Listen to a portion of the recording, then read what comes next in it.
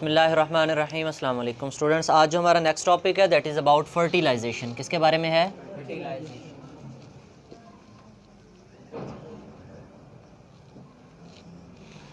अच्छा, फर्टिलाइजेशन की अगर हम बात करें, क्योंकि हमने सेक्सुअल रिप्रोडक्शन जब पढ़ी थी तो हमने बेसिक जो है वो दो प्रोसेसेस के बारे में पढ़ा था। हमने कहा था एक होती है फॉर्मेशन ऑफ गैमेट्स और एक है फॉर्मेशन ऑफ गैमेट्स। गैमेट्स का बनना is called gametogenesis, is called gametogenesis। दूसरे नंबर पे थी हमारे पास फ्यूजन ऑफ गैमेट्स। क्या थी? Fusion of gametes is called fertilisation. Fusion of gametes is called male and female sex cells का मिलना, स्पर्म और एग का मिलना क्या कहलाता है? फर्टिलाइजेशन। क्या कहलाता है? फ्यूजन ऑफ गैमेट्स का मतलब क्या है? हमारे पास जो हमने गैमेट्स बनवाए हैं क्या बनवाएंगे?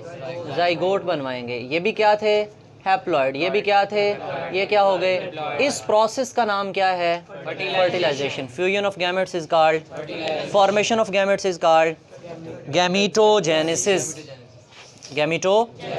सेक्सुअल रिप्रोडक्शन के लिए हमें रिक्वायरमेंट ही दो चीज़ों की थी, formation of gametes, fusion of gametes. Formation of gametes हमने कंप्लीट करा ली। आज क्या कराते हैं?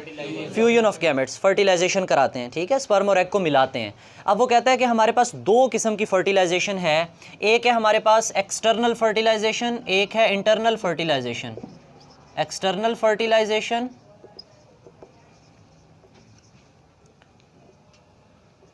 एक है हमारे पास इंटरनल फर्टिलाइजेशन। क्या है? अच्छा, इसमें दो तीन बातें आपने ज़रा गौर से देखनी है। एक लफ्ज़ है फर्टिलाइजेशन और एक है डेवलपमेंट। डेवलपमेंट किसे कहते हैं? नशोनुमा होना। क्या मतलब? आपने फर्टिलाइजेशन के बाद क्या बनवाया? अब जाइगोट से कंप्लीट क्या बनवाना है आपने?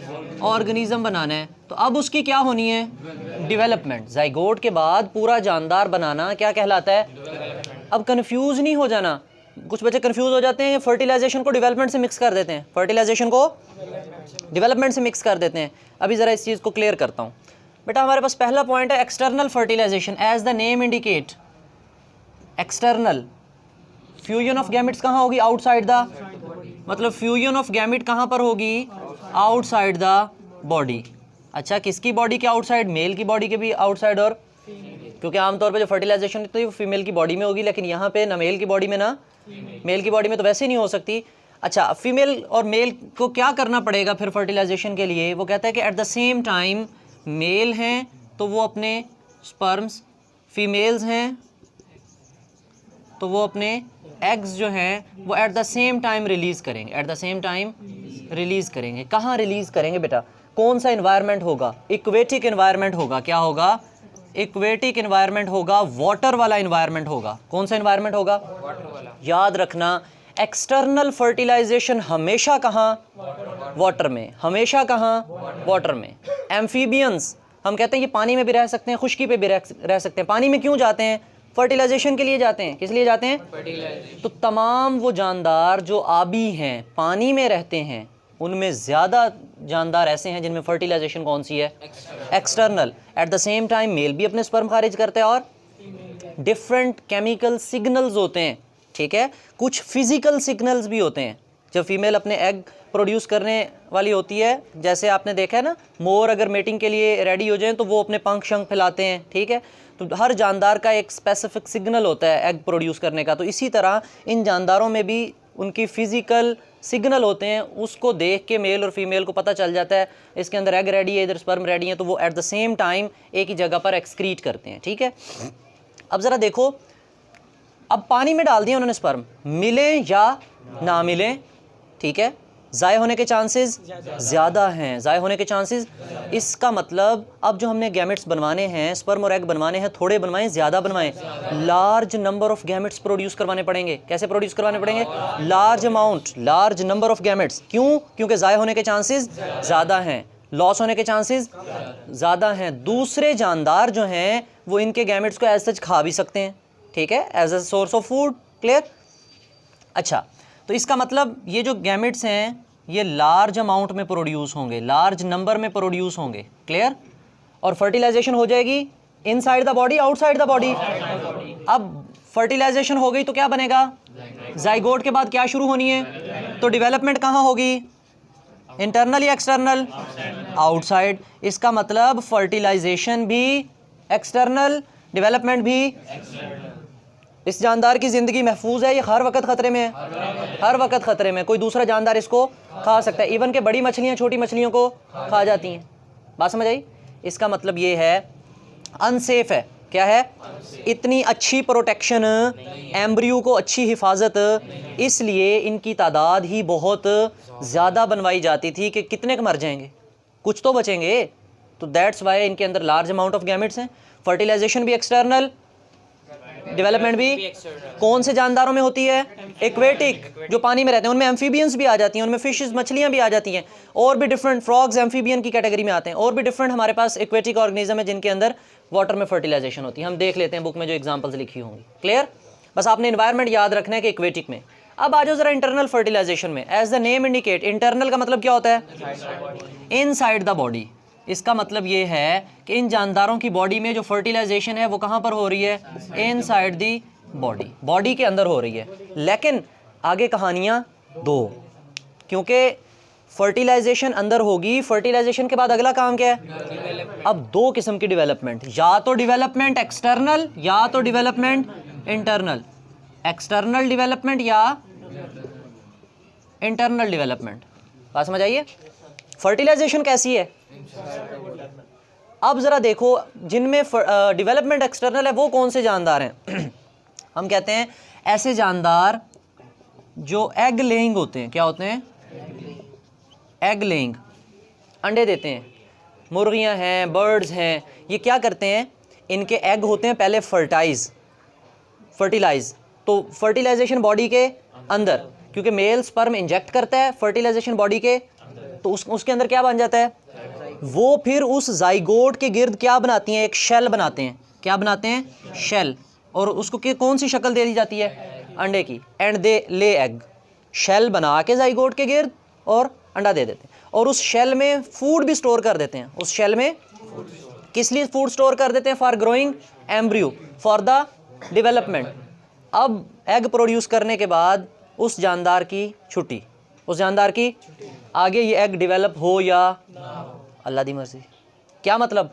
फर्टिलाइजेशन के चांसेस ज़्यादा थे, कम थे इसकी निस्बत? ज़्यादा, क्योंकि फर्टिलाइजेशन कैसी थी? तो ज़्यादा गैमेट, कम गैमेट, कम। लेकिन डेवलपमेंट के केस में फिर यही बात आ गई, डेवलपमेंट कैसी हुई? आउटसाइड। लेकिन प्रोटेक्शन थोड़ी सी है, किस वजह से? शेल की वजह से। किस वजह से है? शेल की वजह से। इतनी ज़्यादा प्रोटेक्शन नहीं है, इतनी ज़्यादा प्रोटेक्शन नहीं है। अब ज़रा आ जाओ कहाँ पर?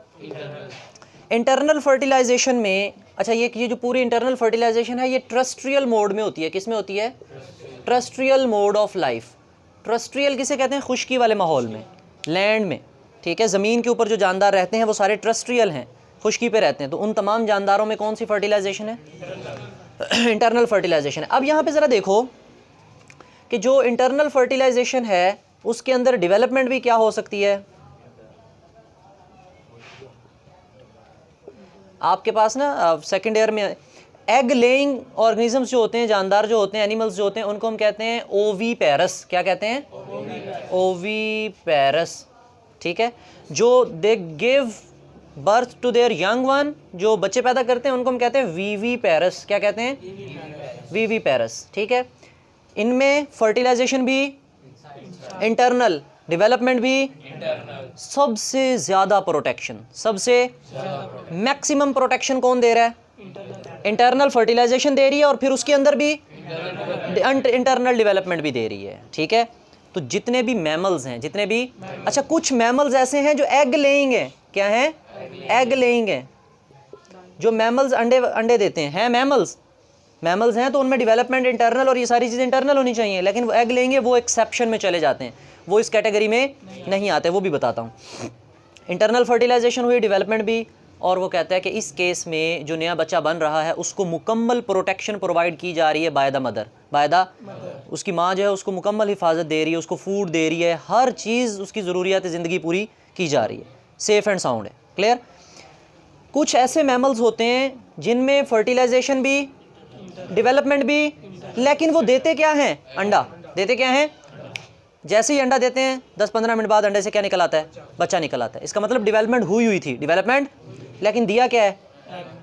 तो इसलिए वो विविपेरस कहलाता है। उस अंडे में से फ़ौरन क्या निकल आया तो वो क्या कहलाता है? विविपेरस। तो हम उनको इकट्ठा लफ्ज़ दे देते हैं ओवी विविपेरस। क्या कह देते हैं? ओवी विविपेरस। क्लियर? तो ये 3 कैटेगरीज बनती हैं, लेकिन आपकी बुक में मैट्रिक लेवल पे ये नहीं है, तो जस्ट एक मैंने समझाने के लिए बात की। ब्रैकेट में आपके पास लिखा हुआ with the exception of some egg laying mammals. एक दफ़ा इसकी बुक से रीडिंग कर लेते हैं।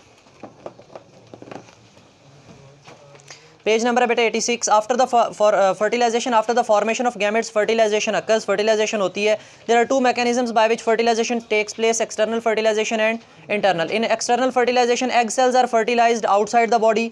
External fertilisation occurs mostly in aquatic environment. It requires both male and female animals to release their gametes into their surrounding at almost the same time. For external fertilization, the animals have to release great number of. In external fertilization, there is a risk of loss of gametes. मतलब gametes के ज़ाहिर होने के chances ज़्यादा हैं due to environmental hazards such as predators. Predators कौन होते हैं? शिकारी जानदार, वो उनके अंडे शंडे खा जाते हैं। External fertilisation occur in many invertebrates, जो रीढ़ की हड्डी जिनमें नहीं होती।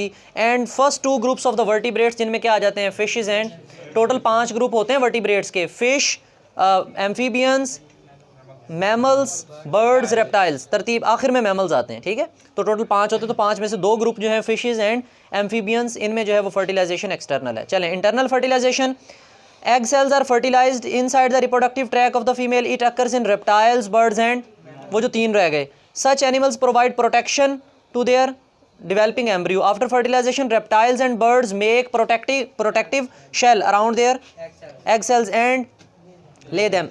The shell is resistant to water loss. अब ये shell हिफाजत तो करेगा, लेकिन उतनी अच्छी हिफाजत, पानी शानी तो evaporate नहीं होने दे रहा, कुछ लेवल तक की हिफाजत तो कर रहा है उसकी, लेकिन उतनी अच्छी नहीं है। The shell is resistant to water loss and damage in mammals. Mammals में जाएँ तो with exception of egg laying mammals, वो मैमल्स जो क्या देते हैं? अंडे देते हैं, उनमें आपके पास ये डिफरेंट आ जाते हैं। और कुछ बर्ड्स भी होते हैं जो बच्चे देते हैं। The development of fertilised egg into new baby takes place within the mother body. In this case, there is an extra protection to the embryo and mother also supplies everything that embryo needs. Clear? ये आपने दोनों diagrams बनानी है। ये बेटा पूरा आपके पास एक लॉन्ग क्वेश्चन आता होता है, फर्टिलाइजेशन पे नोट लिखें, डायग्राम्स भी बनानी है आपने। इस होल टॉपिक में कोई क्वेश्चन हो तो आप कमेंट सेक्शन में पूछ सकते हो। थैंक यू, अल्लाह हाफिज़।